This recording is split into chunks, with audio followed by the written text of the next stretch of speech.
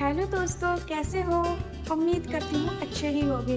तो आज मैं आप लोगों के लिए लेकर आई हूँ रक्षाबंधन स्पेशल मेहंदी डिज़ाइन। ये डिज़ाइन इतना इजी है कि इसे हर कोई आसानी से लगा लेगा।